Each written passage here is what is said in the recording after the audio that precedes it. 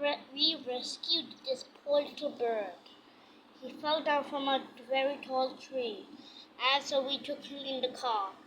We went very far away to Nan's mom's house. From there, we saw a poor little bird. This bird fell down from the tree. It's a baby now. He fell down, and then he got so hurt. So then we started to help her.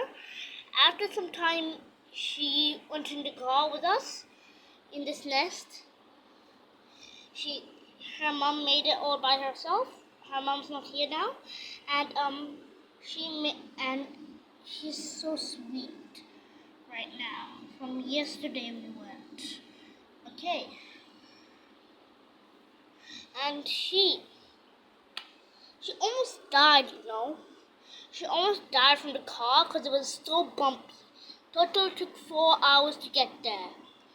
So it was so bumpy, we thought it was dead because it didn't make a single sound at all in the drive. So when we checked, he was still alive. So lucky.